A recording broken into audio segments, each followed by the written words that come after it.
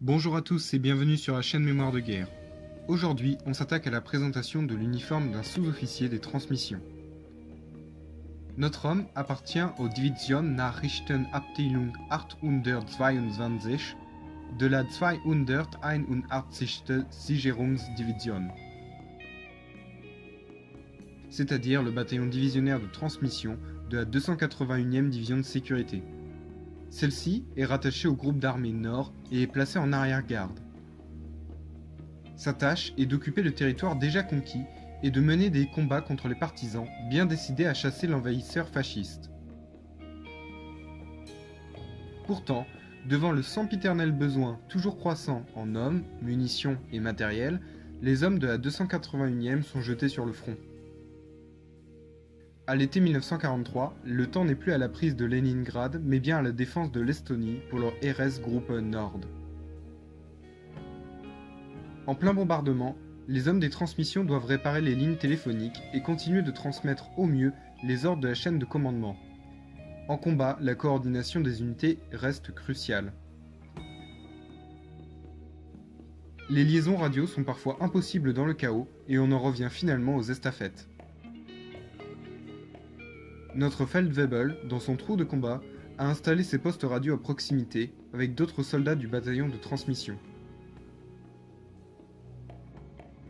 La coiffe indispensable devant le feu nourri d'Ivan est bien entendu le Stahlhelm, ici un modèle 40. Il est de couleur Feldgrau foncé et comporte encore l'insigne de la Heer sur le côté gauche, en grande partie enlevé à des fins de camouflage. La couleur argent de l'aigle se reflète en effet beaucoup au soleil. La coque a reçu en usine une peinture granuleuse réduisant également les reflets qui peuvent, lorsqu'un tireur isolé rôde, devenir fatals.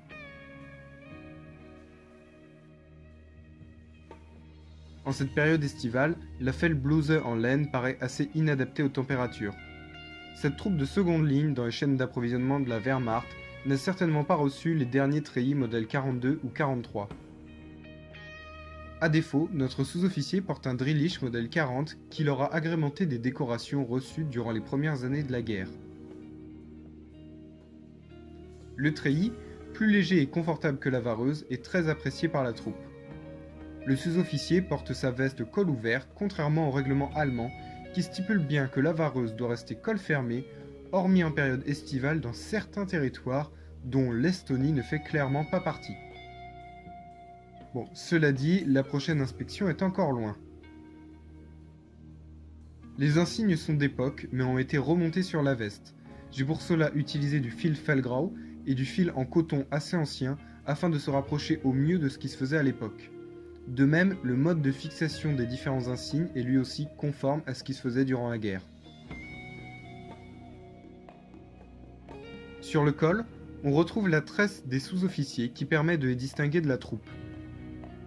Le galon est encore argent alors que celui-ci aurait dû être changé par un modèle plus terne de couleur gris souris. Il s'agit là d'une coquetterie du sous-officier qui possède un peu plus de liberté que la troupe. Une paire de pattes d'épaule avec la Waffenfarbe est également ajoutée. La couleur jaune citron signifiant ici les transmissions. Le grade de Feldwebel est en grande partie caché par le brelage lourd. Sur la poitrine gauche, un rappel de la médaille du Westwall est passé dans 2 brides de fil Feldgrau. La médaille, attribuée au début de la guerre, rappelle la construction de la ligne Siegfried. Cousu au niveau du deuxième bouton, un ruban de la médaille de l'hiver 1941 distingue également notre sous-officier comme un vétéran. La médaille de la viande congelée est respectée par les nouveaux engagés. Elle reste en effet le témoin de l'avancée fulgurante en territoire soviétique, mais aussi des terribles pertes subies. L'Ost médaille est attribuée à l'été 42 et a donc été peu portée sur cette veste d'été, d'où son aspect très neuf. Enfin, le badge des blessés, de classe noire, est également passé dans 2 brides sur le côté gauche. L'insigne a été obtenu par le Feldwebel dès la campagne de France, d'où son état pour le moins usagé.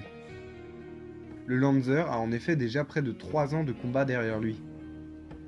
Tournons-nous dès à présent du côté de l'équipement. Pour équilibrer les charges, le Feldwebel a enfilé un brelage lourd, accroché à son ceinturon à l'arrière et à ses cartouchières à l'avant. Celui-ci est en cuir noirci avec des parties métalliques en fer peint, typiques des années de guerre. L'exemplaire a été fabriqué à Berlin en 1941. La boucle de ceinturon est l'un des éléments emblématiques de la silhouette du Lanzer.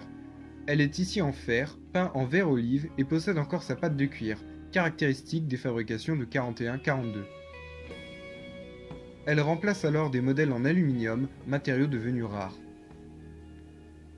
Pour retenir la boucle, on trouve bien évidemment un ceinturon, ici un modèle 43 de fabrication précoce.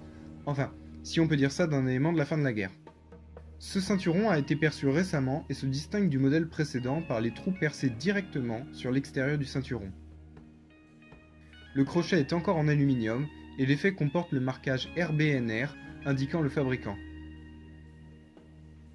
Malgré son rôle dans les transmissions, le sous-officier est armé comme un fantassin.